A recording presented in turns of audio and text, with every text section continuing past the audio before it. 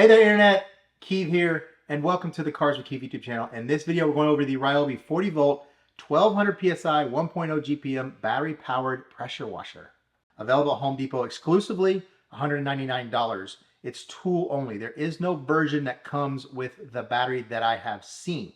It's $250 for a 6 amp hour battery with a charger. $199 isn't bad, but we're thinking it's going to be $450 if you go 6 amp hour battery. Now you could go 4 amp hour battery, which is what we're going to use in the longevity test, because it's just a shorter time interval, and then we'll make our calculations based off of how many more amp hours you have, what you could get out of it. If you already have Ryobi tools and you have plenty of batteries, then that doesn't matter, but not all of us have that. Now there are other options. This is the Ryobi Ez Clean 600. This is really good, and for $199 you can get everything. Siphon hoses, chemical nozzles, spray wand, the foam cannon that comes with it, all kinds of stuff to use with gallon bottles and 2-liter bottles. I mean, you can't go wrong. 600 PSI, 0.8 GPM. This is the 1500 PSI Ryobi battery powered pressure washer. It is $600, but it comes with 2 6 amp hour batteries. So in reality, with the charger, you got about $450 to $500 worth of batteries, and you only paid $100 for the unit. They do have a 2000 PSI version of this, but it's tool only. But guess what? It's $500 just for the pressure washer, no batteries. I did review videos on both of those. I'll link them in the description below and also at the end of the video. Now, I don't want to give it a bad rap because it's pretty decent. It's pretty light. Now, when you throw a 6 amp hour battery in here, it's going to weigh a lot. Now, in their advertising, it kind of pissed me off because they said, hey, with a 12 amp hour battery in eco mode, you can do 40 minutes. This is more of a 6 amp hour, 4 amp hour machine. Most of the people who will be using that will be using those batteries. If you bundled this for $300 with a battery, I think you would sell way more. So that's just the way it is. But I guess they're just trying to target people who already have a battery. So what you get with it, the normal crappy Ryobi hose, I think it's between 15 and 18 feet. You have your normal Ryobi gun that comes with just about every one of their pressure washers. I mean, of course, they're going to use the same stuff. That normal plastic adapter piece of junk with a 1/4 inch at the front. You have a turbo nozzle. You have your siphon hose and the filter for the siphon hose. Look at that. But it does fall to the bottom of the bucket, I will say that. You have an adapter here, and this is basically allows you to use this as a self-primer. So that's one big advantage to the battery-powered ones, is you can use a bucket or the hose. Most pressure washers are not self-priming, so this is a big advantage to this type of machine. I think this would be perfect in an apartment, but how many people who own an apartment have 40 volt power tools? Not many. So I just don't think it's worth it for that money-wise. This is worth it way more than that.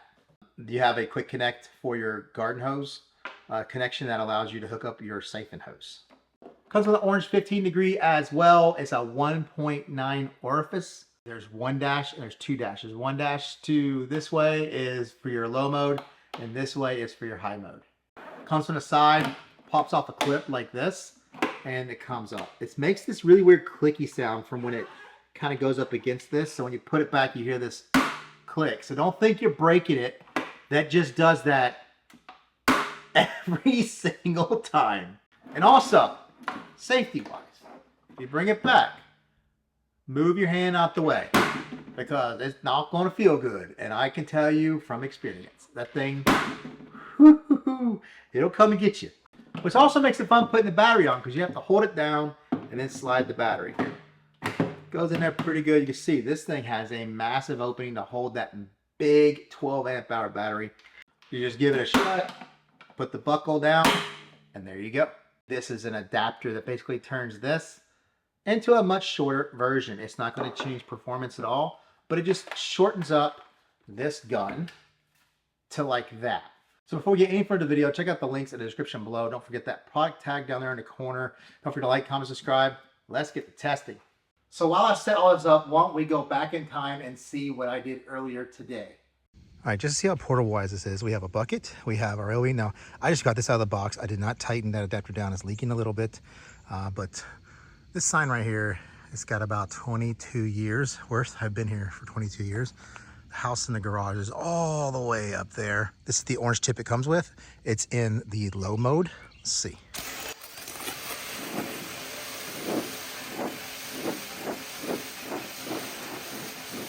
Not bad, left a little bit behind, but normally when you work with something like this, you'd be using bleach to get rid of this organic growth.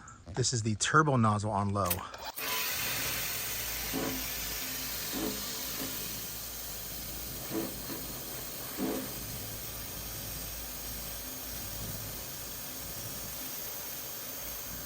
Now here's the orange nozzle on full mode.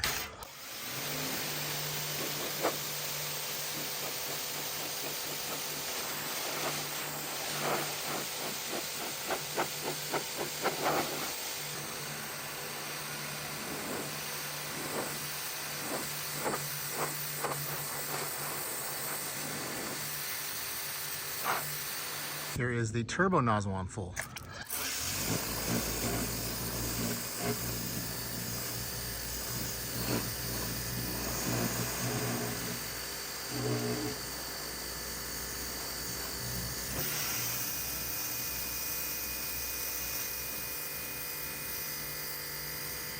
There you go, about as clean as this is going to get it without any chemicals. Now obviously a much more powerful pressure washer might be able to get more. That stuff's pretty stuck on there, but this did really well for being portable. Lots of water left. Next order of business, bird poop on the box. Now there's a lot of oxidation on this paint that I got on here. Not even going to try low mode. This is full mode, orange tip.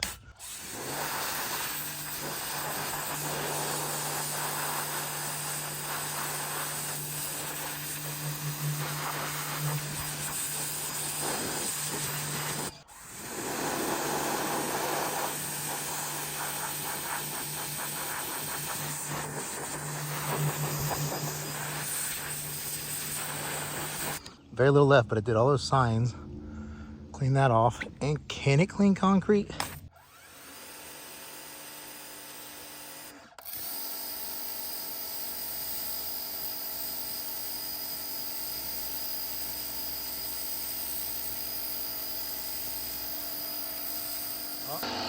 Yep, we're out of water. I mean, as you see, it works pretty good. I'm not gonna dog the machine. Like, it's not bad for a battery-powered pressure washer. The problem is total cost with a battery. Like I said, if you already own a Ryobi battery, it makes it a totally different thing. So this is the bucket test. We actually have two buckets here. We have a source bucket. We're siphoning for our first round of tests. Just an empty bucket. I have a timer with my phone for 1 minute. It's tared to 0. Fill it up. When it stops, we'll take the pounds and convert it to gallons. All right, we have the stock 1.9 nozzle. So we're going to turn the unit on, and we're going to test it in low mode. Now let it siphon.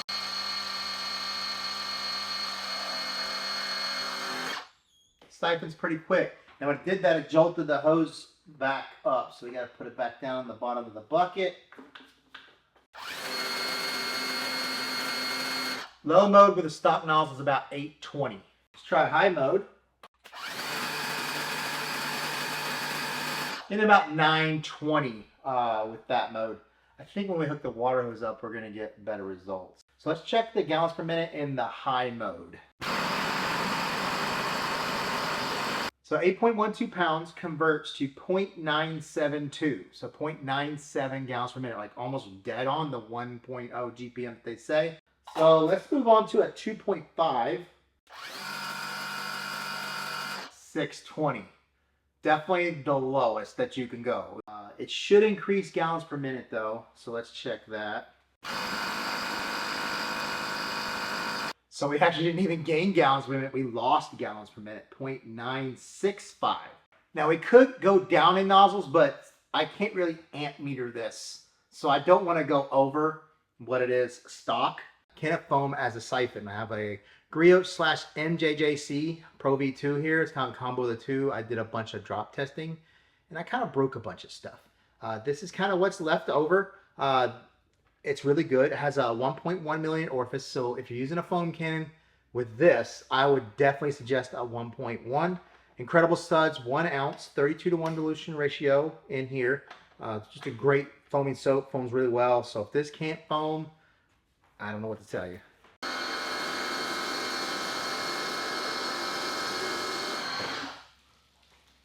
Just not enough oomph in there to get that foam. High mode's gotta be better, right?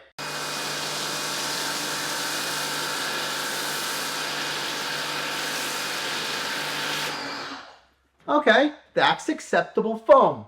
15 degree in high mode rinsing.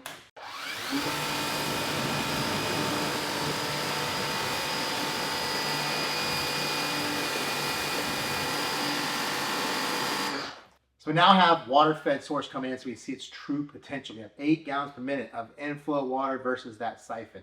We have the stock nozzle. We're going to check our pressure on low mode.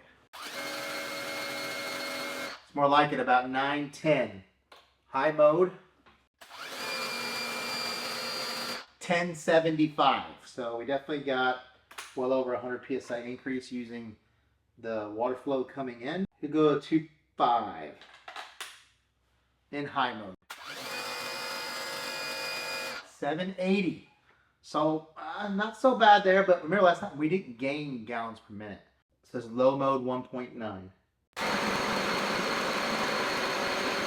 7.90 pound comes to 0.956, so 0.96 gallons per minute. Now this is the same 1.9 in high mode. So we gained a little bit. 8.38 comes out to 1.00 gallons per minute. So we are dead on what they stated, 4 gallons per minute. We didn't quite get there with PSI. We got like 1060. 2.5 on high. Let's convert that. Comes out to 1.06 gallons per minute. Is it worth losing 200 psi to gain 0.06 gallons per minute? I don't think so. All right, time to foam in low mode.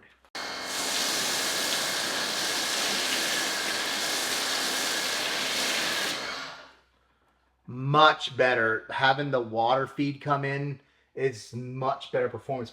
Now we're going to rinse it with the orange tip in low mode because I think that's a good choice. That 900 psi, 1 gallon per minute. It's not a whole lot of oomph behind that. So I think the 15 degrees will help you get some of that panel impact back. But it is a much narrower stream, so it's going to take a little bit longer to rinse.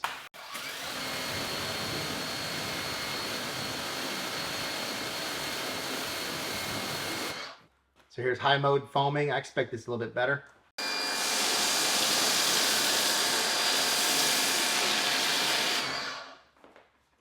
That's that sticky, icky foam that we're looking for. It foams pretty good, but remember this is coming from the water-fed source and not from the siphon. So for this rinse we have it on high, but we're going to use that 2.5 orifice nozzle that I have. We were getting 730, 750 in that territory, 1.06 gallons per minute.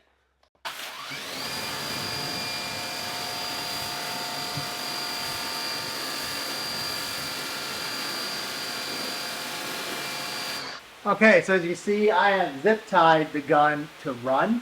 I have it hooked up through the handle of the unit here. Well, I'm going to hit the high. I'm going to turn on the timer and we're going to see what it does. I turned my split AC on, so hopefully it's going to keep the mist down in here. It doesn't get too cloudy.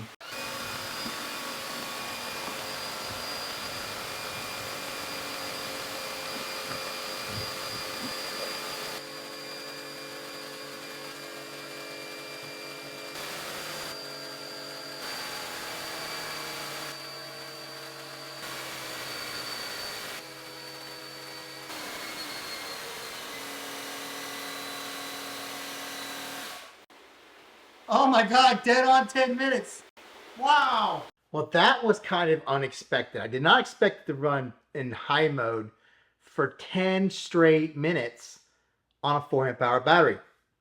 Kind of possibly changes my opinion on this machine. So just based off of normal theory, a 6 amp-hour battery should last close to 15 minutes.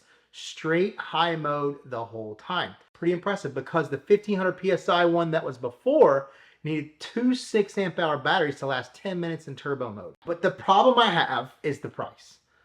$199 tool only, not bad, right? So for somebody like me who has like 15 freaking Ryobi batteries, that's not that big of a deal. This is a solution that can work for those of you that think you have a Ryobi battery. If you have to buy a Ryobi battery with it, I just don't know if it's worth it.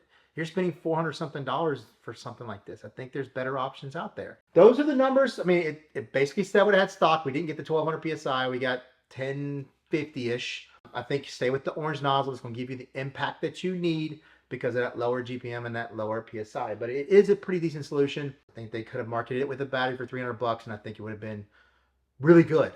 but now you gotta pay $450 because you gotta buy a charger if you don't have a Ryobi battery. Well, there you go. Don't forget to check out the links in the description below. Don't forget to check out that product button in the bottom left-hand corner of the video. Don't forget to like, comment, subscribe, and I'll see you in the next video. And welcome to the Cars with Keith YouTube channel. Battery powered. Oh my God, you lost your voice. The Ryobi battery powered. I forgot what I was gonna say. Now, if you're looking at the, it's a product tag extra. Oh. If you look at the purchase, oh my God. In the long run,